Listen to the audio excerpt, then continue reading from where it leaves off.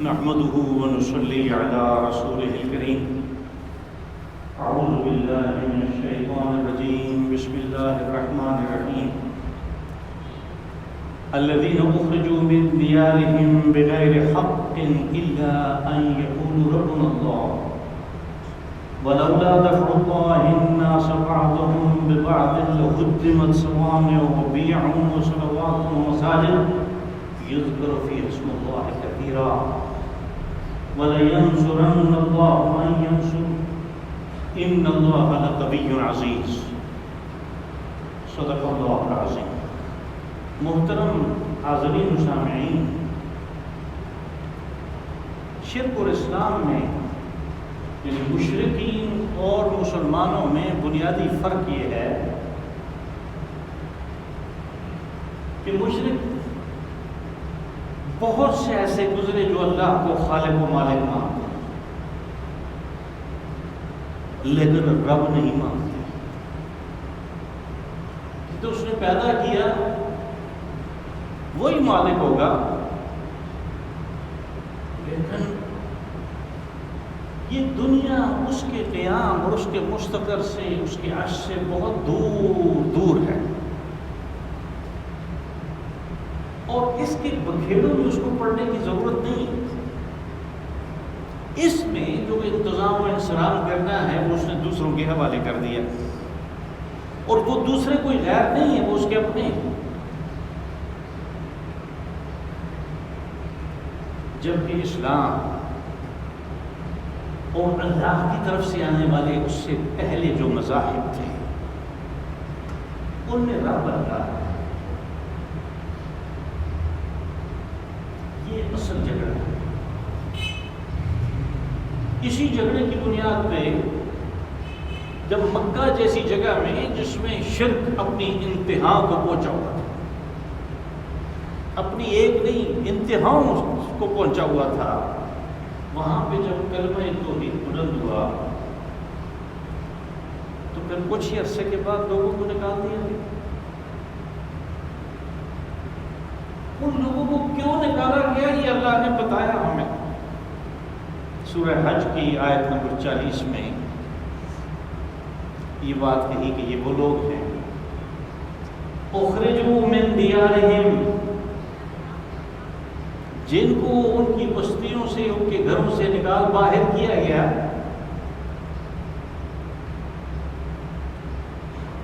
اس لیے کہ وہ کہتے ہیں کہ اللہ ہمارا ہے. اخرجوا من دیارہم بغیر حق الا ان یقولوا ربنا اللہ،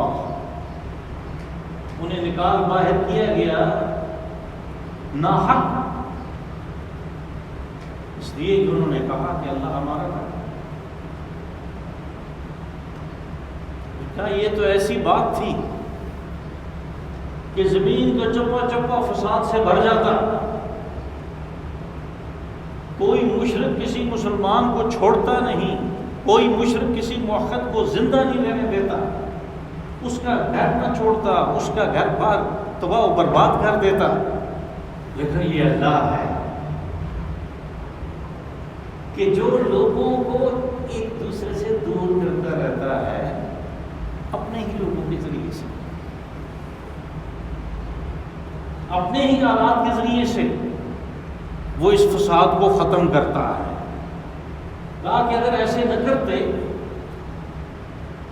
تو پھر لہدمت صوامع وبیع وصلوات ومساجد یذکر فیہا اسم اللہ کثیرا، کہ پھر اللہ کا نام جہاں پہ لیا جاتا ہے وہ عبادت گاہ ہے. صوامع، صومعہ کی جمع ہے، یہودیوں کے عبادت گھر کو کہتے ہیں.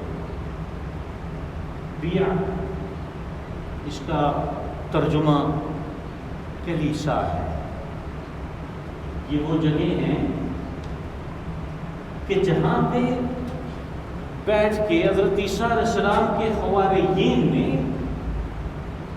کام کیا تبلیغ کا، اور ان جگہوں کو عبادت گھر بنایا ہے. صلوات گرجے و مساجد اور مسجدیں،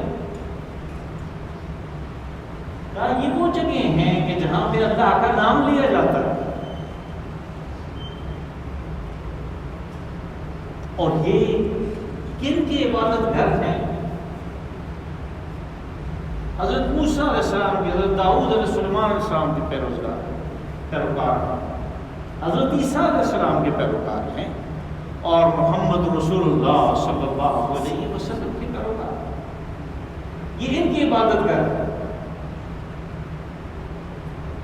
رہ گیا مسئلہ اس کے علاوہ دنیا میں جو دین مذاہب چل رہے ہیں، وہاں پہ اللہ کا نام نہیں لیا جاتا، وہاں پہ کسی اور کا نام لیا جاتا ہے، وہاں پہ اسلام کی کوئی بات نہیں ہوتی، وہاں پہ کسی اور چیز کی باتیں ہوتی ہیں۔ مثال کے طور پہ ہندوؤں کے مندر ہیں، تو ان مندروں میں مختلف قسم کے بت ہیں جن کے نام پہ وہ بنائے جاتے ہیں کہ یہ کالی دیوی کا مندر ہے، یہ فلاں کا مندر ہے، وہ سب دیویاں ہیں، یہ ان کے مندر ہیں۔ اور آپ کو پتہ ہی ہوگا کہ ان کو دیویاں کیوں کہتے ہیں، ان کے لیے مؤنث کیوں استعمال ہوگا؟ اس لیے کہ مشرکین بہت پہلے سے ان معبودوں کے لیے، معبودان باطل کے لیے مؤنث استعمال کرتے تھے، یہ خیال کرتے ہوئے کہ یہ ملائکہ کی شکلیں ہیں اور یہ اللہ کی بیٹیاں ہیں، نعوذ باللہ من ذالک۔ یہی وجہ ہے کہ مکہ والوں نے اور دیگر عرب مشرکین نے سب مؤنث نام رکھے ہوئے تھے۔ جیسے ہمارے ہاں صرف نام سے پتہ چل جاتا ہے کہ یہ مرد ہے کہ عورت ہے، ایسے عربی زبان میں بھی نام سے ہی پتہ چل جاتا ہے کہ یہ مرد ہے یا عورت ہے۔ تو وہ جو بت تھے ان سب کے مؤنث نام تھے۔ یہ لات اللہ کا مؤنث ہے، نعوذ باللہ۔ عزا عزیز کا مؤنث ہے، اللہ حضر کی وہ سارے مؤنث ہیں، اور انہیں کی یعنی وہ جن کے پیروکار تھے دین شرک کے، وہی ساری دنیا میں پھیلا ہوا تھا، وہی ہندو بھی ہیں، بس ان کی دیویاں۔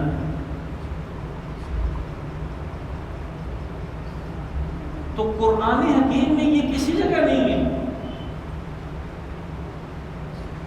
کہ اگر ہندوؤں کا مندر بنایا جائے تو اس کا بڑا احترام کرنا ہے۔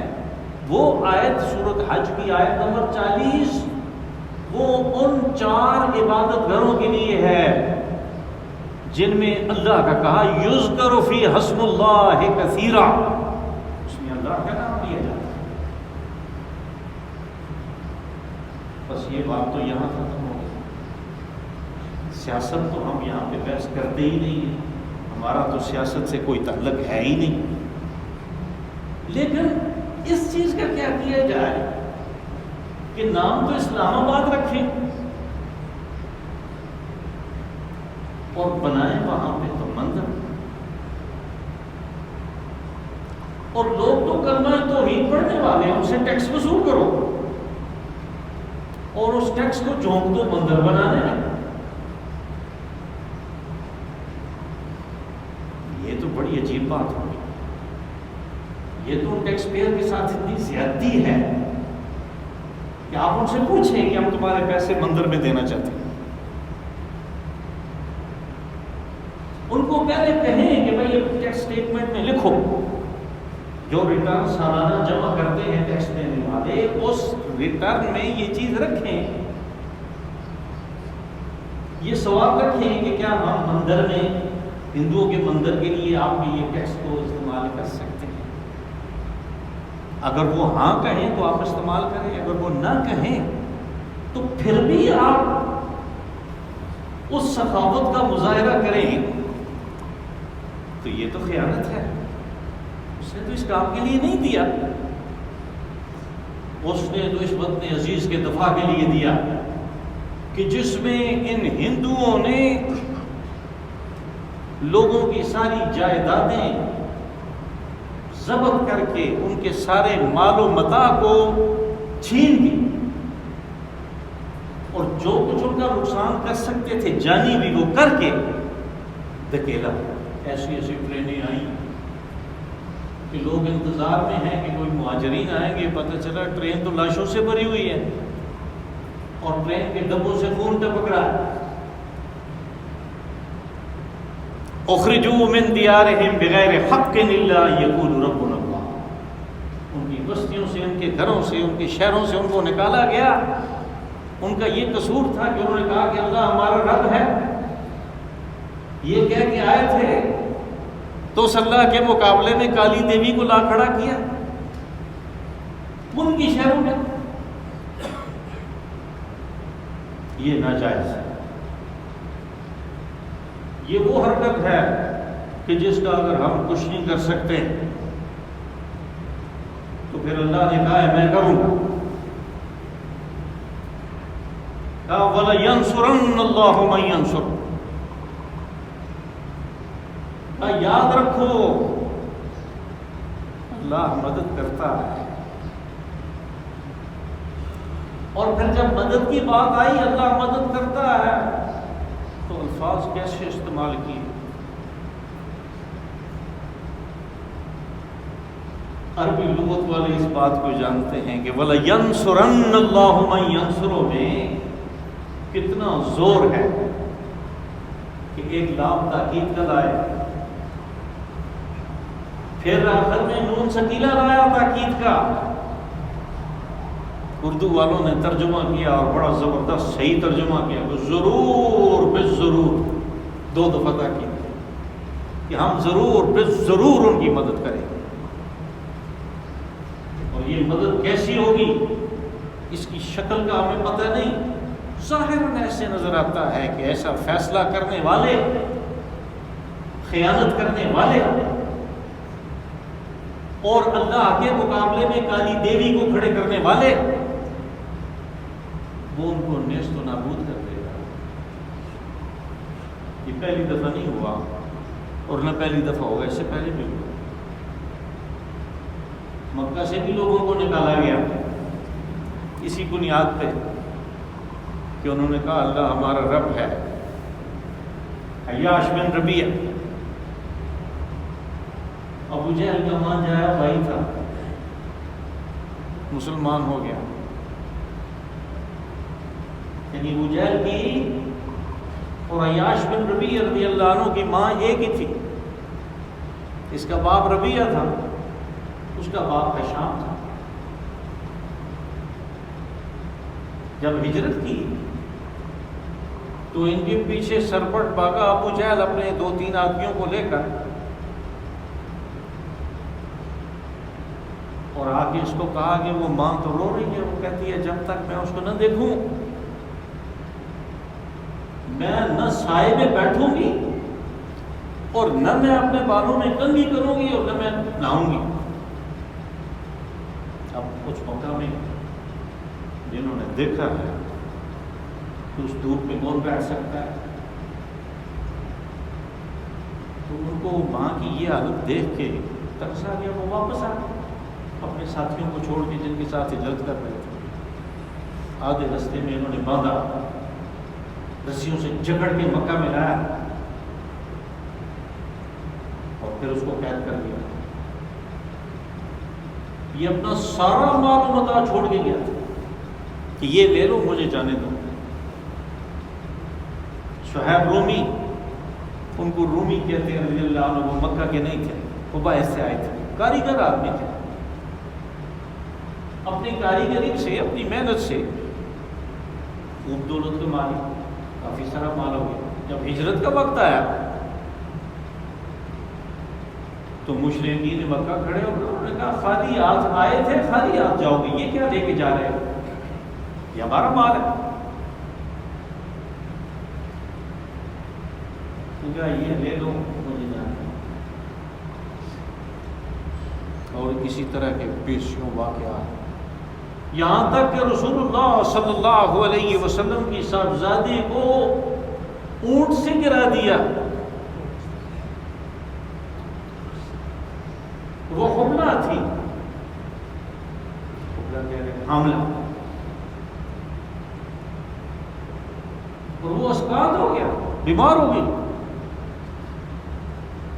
اور بالآخر اسی بیماری سے اس کا اتفاق ہوا. حضرت عثمان رضی اللہ عنہ بدر میں نہیں گئے تھے کہ وہ شدید بیمار تھی، اور جب بدر کا معرکہ ہو رہا تھا تو ان کا پیچھے انتقال ہو گیا.